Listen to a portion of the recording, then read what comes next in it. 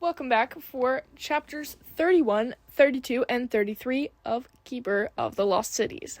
Make sure to subscribe so you never miss a chapter. Thanks! Now you're calling me at home and dragging me out of bed? Maybe it was better when you were afraid of me, Elwyn teased.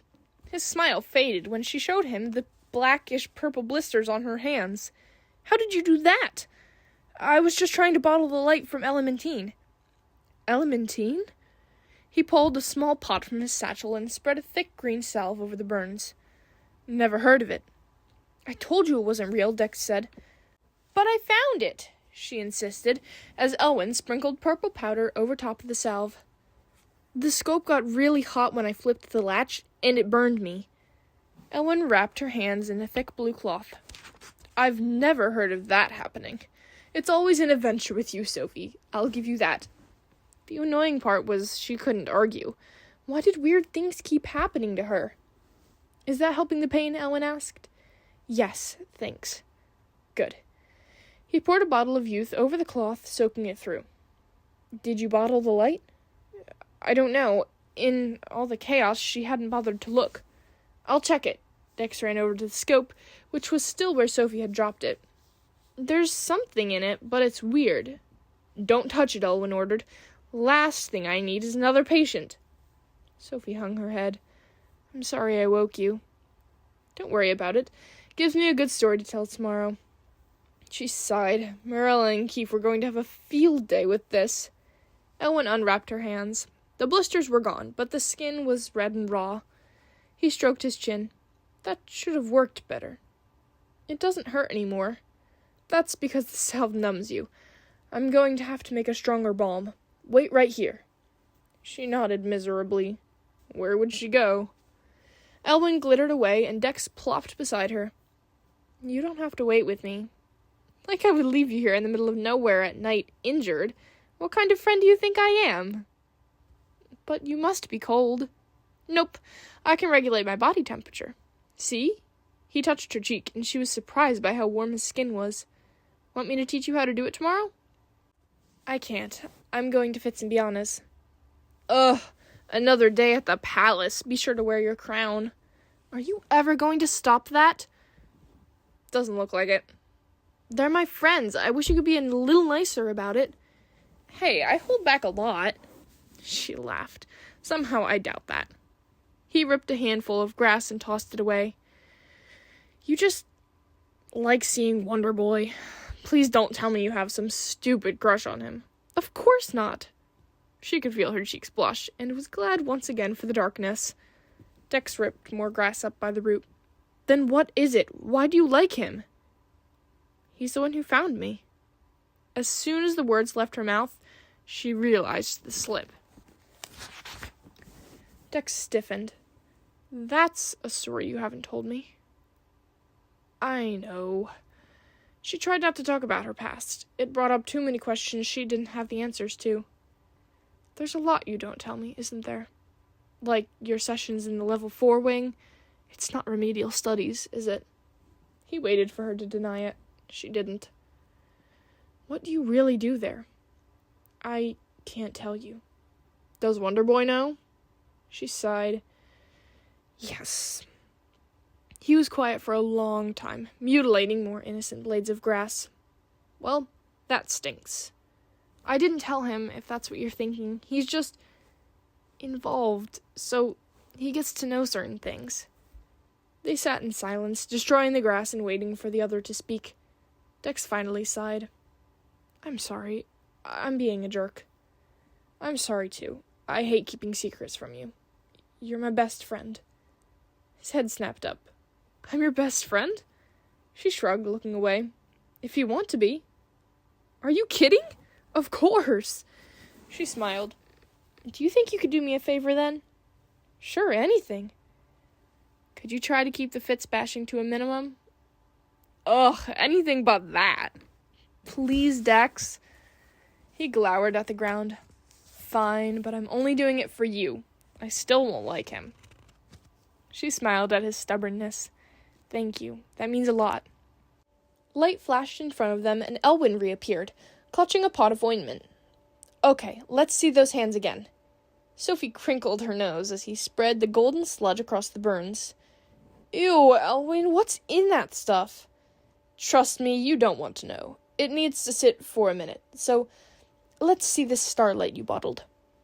He knelt next to the stelloscope, and his brows furrowed. What is it? Dex asked. I don't know. He tapped the bottle quickly with one finger. It's cold. What star did you say this came from? Elementine. Doesn't sound familiar. Well, don't do anything with this until you show Sir Aston, and be careful. He gently removed the bottle from the scope and handed it to Dex. Then he wrapped it in one of his rags and tucked it into Sophie's bag. He checked Sophie's hands again, and this time the burns were totally gone. Thanks, Elwyn, she mumbled. That's what I'm here for. You guys okay now? Yep, we're going home. Good. Come by my office tomorrow, Sophie. I want to make sure I didn't miss anything. She sighed. He should set up a permanent spot for her. All right, my work here is done. Get home safe. Oh, and Sophie, better wash your hands. Like 20 times. Sophie didn't feel like getting into the whole long story, so when Grady and Adeline asked how her night went, she just shrugged and said, Good. Then she took the longest, hottest, soapiest shower of her life. She planned to tell them in the morning, but when one of the Griffins escaped, she figured she'd tell them all about it when she got home. Maybe by then her mentors would have explained what went wrong. She got to school early to stop by Elwyn's office discreetly. He was pleased with the healing, but made her drink sour medicine just to be safe. She'd planned to ask Sir Conley about the strange starlight during elementalism, but he had her bottling flames, and she almost caught her cape on fire, twice. He gave her the thick, boring-looking book on fire catching to read before finals. Stupid cape. The worry caught up to her in the cafeteria. It seemed she was the only one who had any problems with the starlight assignment, which did not bode well for her grade. It didn't help that as soon as she set out her bottles, Sir Aston frowned. Where's your 7th star? She bit her lip. She'd been hoping he wouldn't count. Something weird happened. The stelloscope burned me when I bottled it. His eyes widened, but he shook his head. No, that's absurd. It couldn't be. Do you want to see the bottle? I think there's something wrong with it, but you tell me. She dug the bundle out of her satchel. The icy chill stung her fingers even through the thick fabric, and it was heavier than the other bottles, almost like there was something solid inside. The glow was blinding when she unwrapped it.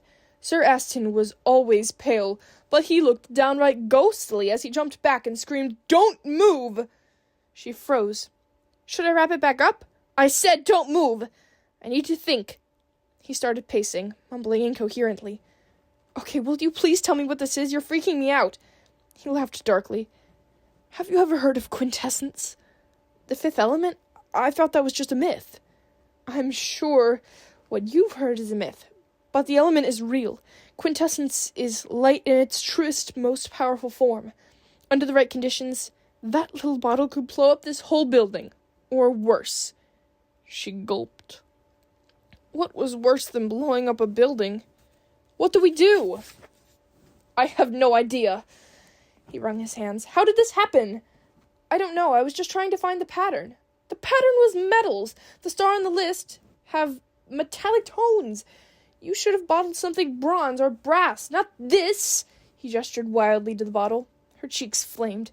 Now that he mentioned it, the pattern seemed pretty obvious. I'm sorry. For some reason, I thought I needed to find Elementine. He froze. Where did you learn that name? I don't know. Probably from one of the star maps I memorized. No, Sophie. I never taught you that name. No one teaches that name. His voice was hushed, barely audible. That explains why Dex and Elwyn had never heard of it. But I had to have learned it here, she insisted. How else would I know it? I have no idea. Elementine is one of the 5 unmapped stars. Only the counselors know their exact location, and no one is allowed to bottle their light. He swallowed loudly. You've broken a very serious law, Sophie. This will merit a tribunal to decide how you should be punished. Chapter 32. The hearing was in Eternalia, in Tribunal Hall. A blue banner flew from the dome, just like it had the first time Fitz took Sophie there. But this time it was for her. Sophie sat next to Alden on a raised platform facing the 12 empty thrones of the counselors. Behind her sat Grady and Adeline, Dex, Sir Aston, Dame Elena, and Elwyn. Everyone remotely involved with the quintessence incident.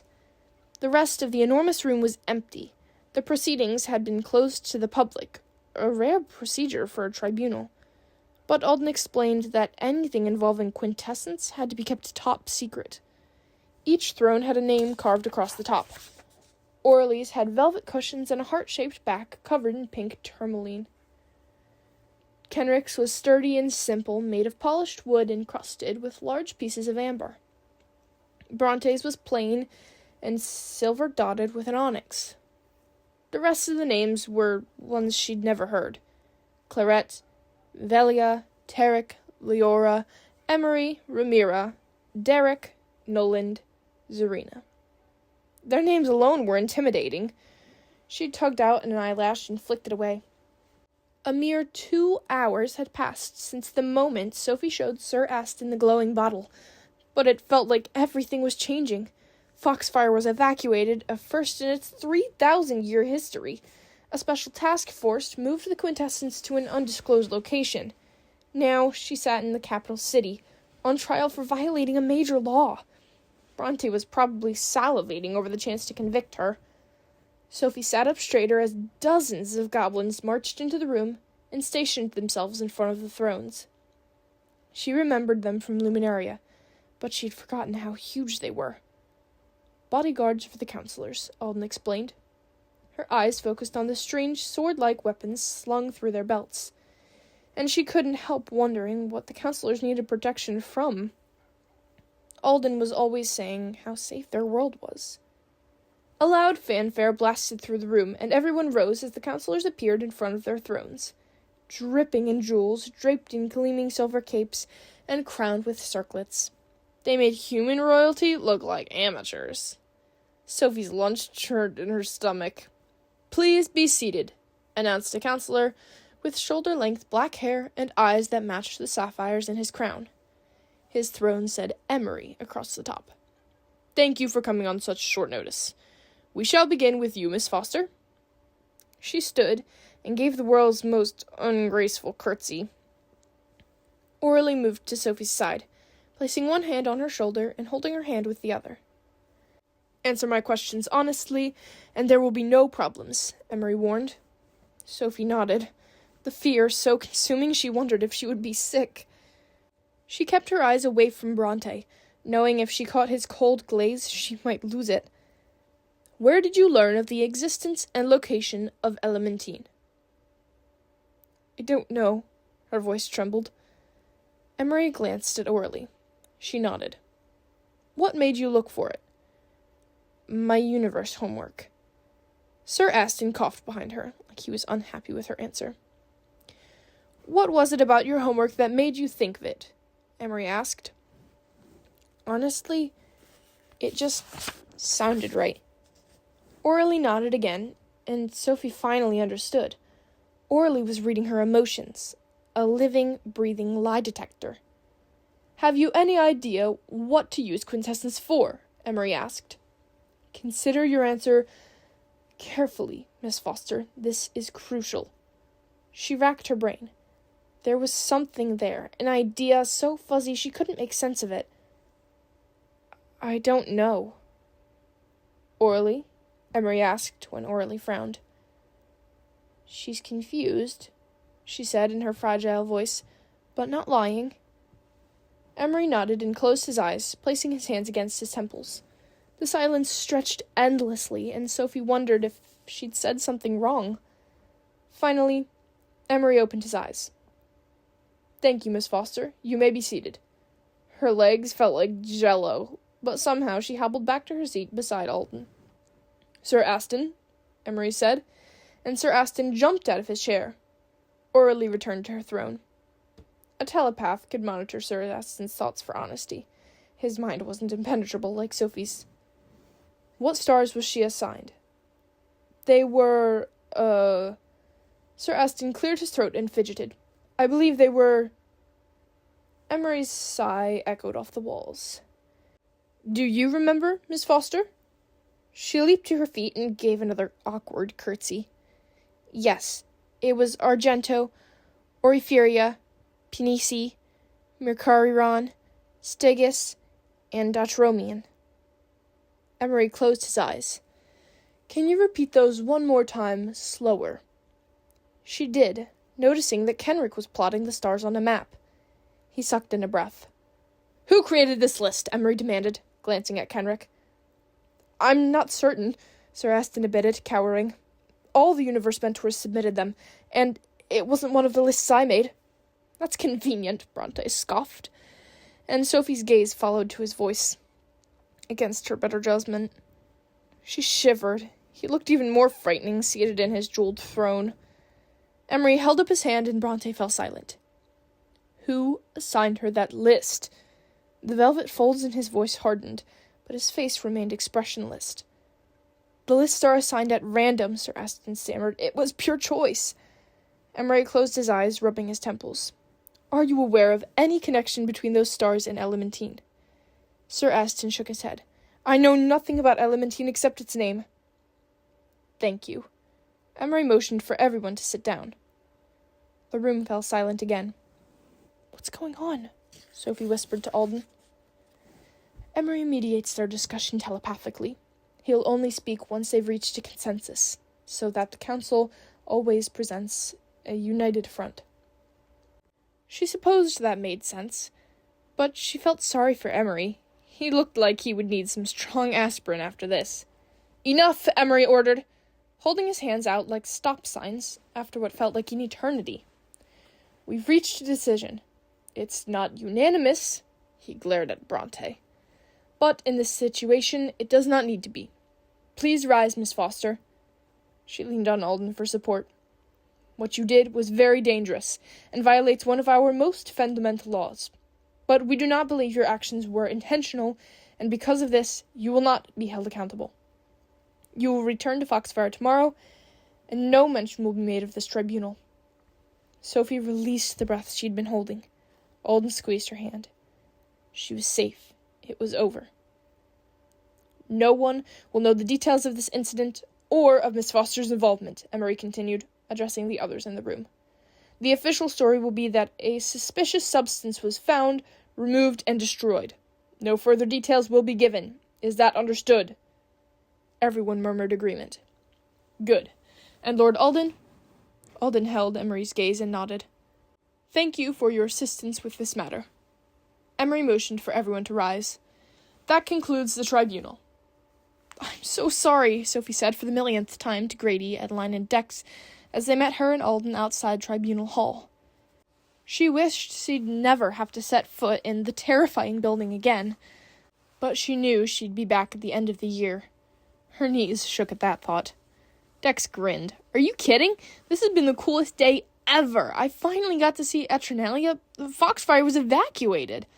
I missed the Great Gulan incident 3 years ago, but I bet it had nothing on this. What was the Great Gulan incident? She asked. Alden cleared his throat. Perhaps we can discuss this another time. There's still a few things Sophie and I need to do. Grady and Alden exchanged a quick look, and Grady nodded. We'll take Dex home. Where should I tell his family he's been all afternoon? The adults got their stories straight, and Dex leaned towards Sophie, a huge smile dimpling his cheeks.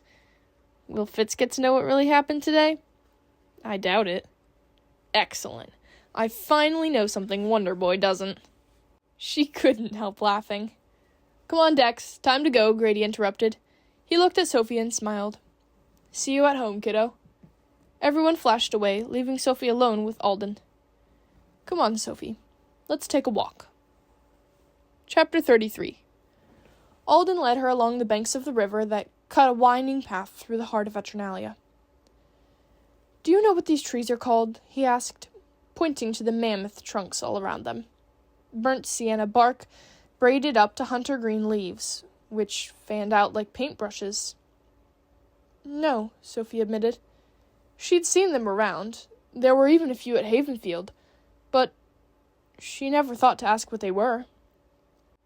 Their full name is Perfoliage palma, but everyone calls them the Pures, because their leaves filter the air, keeping out any pollution or impurities. Every house in the city has at least one to keep the air clean, and with so many growing here, Eternalia has the freshest, crispest air in the world. He frowned at the sky, where a tinge of gray fuzzed through the blue. Well, it does when there aren't any fires nearby, but that's not important. Do you wonder why I ask? She nodded. I was thinking how strange it is that you don't know the name of one of our most common trees, and yet you know the name and location of a star only a handful of us have ever heard of, and only the counselors know how to find. She stared at her feet. I don't know why, honestly. I know, Sophie. No one thinks this is your fault. But we are concerned about what else might be stored away in that mind of yours. Her head snapped up. You think there's other stuff? It's possible. You knew how to read the cipher runes on those scrolls, didn't you? Her blood ran cold. Was that what Quinlan had meant about her being a keeper all those months ago? But how would it get there? I don't know. The hesitation in his voice said otherwise, and it made her desperate to shove into his thoughts. But she was in enough trouble already, and maybe she didn't want to know. Is that what Emery said to you at the end? She remembered Alden's quick nod. He told you something telepathically, didn't he? You are observant, aren't you? He sighed. He was giving me another instruction for you. Her stomach lurched. Is it bad? Of course not. Come with me. He took her hand and leaped them to the edge of Eternalia, where a row of identical crystal castles glowed pink and orange in the sunset. Where are we? Sophie asked, as he led her toward the farthest one. These are the counselor's offices. You have an appointment with Counselor Tarek. Her legs went weak from the nerves, and she missed a step on the way to the door. Alden steadied her before she fell. The door opened before Alden knocked, and an elf with wavy brown hair and an emerald-encrusted circlet examined Sophie with curious cobalt-blue eyes. She dropped a shaky curtsy as Alden bowed. Do you want me to stay? Alden asked. Tarek waved him away. It works better one-on-one. You know that. Then I'll be back in 10 minutes. He squeezed Sophie's shoulder. Just relax, Sophie. No reason to worry. She nodded. Her mouth was too dry to speak. Tarek led her in to an oval sitting room off the main entryway. He motioned for her to take a seat in one of the plush armchairs, and sat across from her. Did Alden explain why you're here? She shook her head, unable to find her voice. He laughed, a soft, pleasant sound, which rang off the crystal walls and lifted the heavy atmosphere of the room. There's no need to be afraid. What's about to happen is quite an honor. Parents beg me to do this for their children, and I refuse. Causes too many problems. He sighed. It's quite a burden to be the only descrier. He seemed to be waiting for a response, so she nodded again. You have no idea what that means, do you? She hesitated a second before shaking her head. How delightfully refreshing. It means I can sense potential. So you can see why parents are always clamoring for me to meet with their children. I used to agree, but then I noticed how often it backfired. Potential is nothing if it's never lived up to, now is it? She cleared her throat, realizing she hadn't said a word since she arrived. No. She speaks! And I was beginning to wonder if you'd forgotten how. He smiled. I know you're nervous, Sophie, but I promise you have no reason to be. The council decided that, given today's unusual circumstance, it might be a good idea for me to see what I sense in you. It's painless, I promise. All I have to do is hold your hands and concentrate. Do you think you can handle that? He extended his hands to her. She hesitated half a second before placing her hands in his hands. A tiny part of her feared what he would find, but she also understood that this wasn't optional. She took a deep breath as he closed his eyes, counting the seconds to stay calm. 513 seconds passed before he opened his eyes again. Fascinating, he whispered, staring into space. Another 327 seconds passed before he released her hands and stood up. Incredible! Am I allowed to know what you sensed? She asked quietly. I would tell you if I knew what to say. I felt something strong, but I couldn't tell what it was. She already knew the answer, but she had to ask. Has that ever happened before? No, it's definitely a first. He moved towards the door, opening it before Alden could knock. Alden glanced between Tarek and Sophie. How did it go? Interesting, Tarek murmured, his mind far away. When he said no more, Alden turned to Sophie. Are you ready to go home?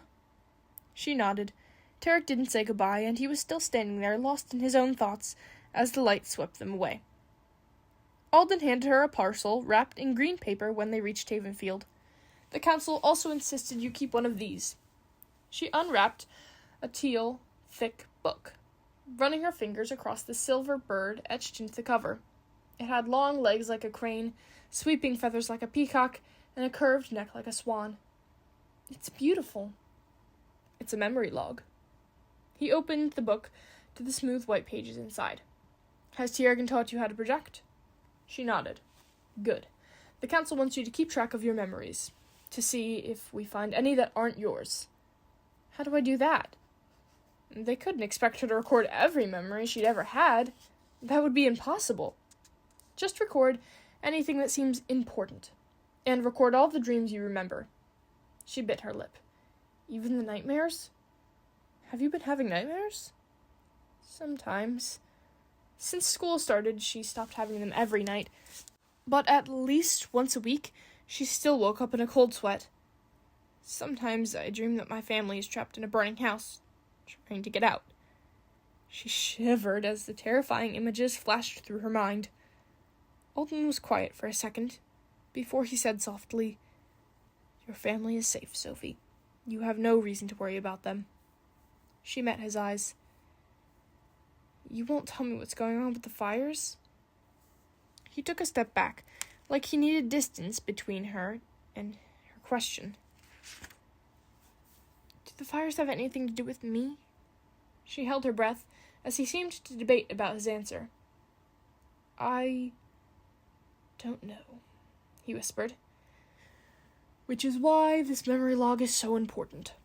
I'll be checking in regularly to see if there's anything useful. Make sure you record those nightmares. She nodded.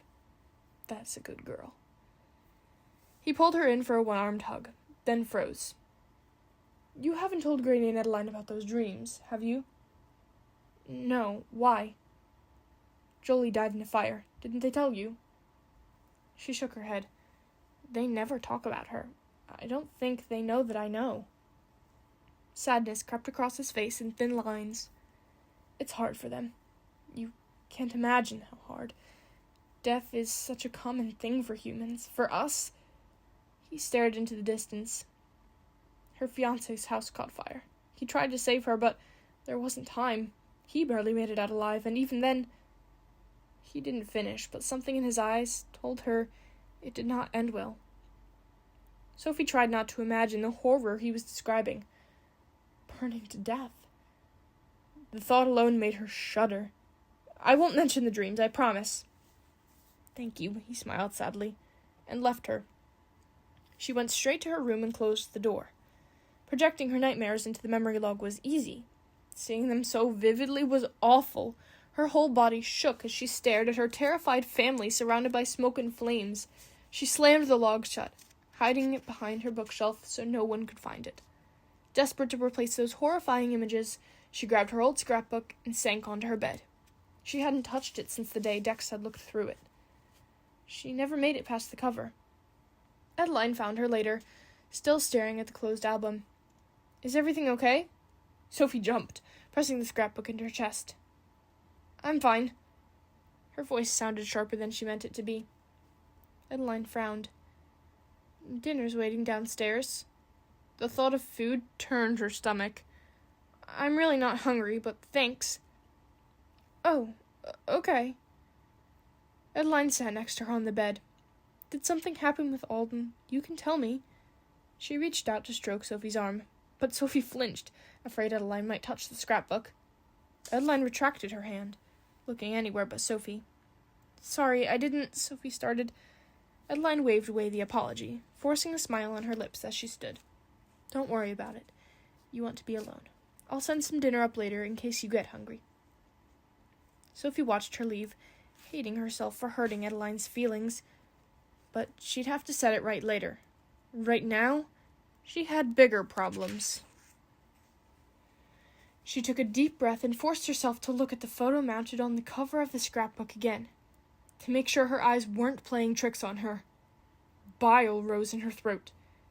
There she was, 11 years old, building a sandcastle on the beach. But it wasn't an imaginary castle like she'd thought it was at the time. She recognized that castle. She'd been inside it this afternoon. The twisting turrets, the sweeping arches, it was an exact replica of the crystal castles in Eternalia. So how could she build a model of it a year before she knew it existed?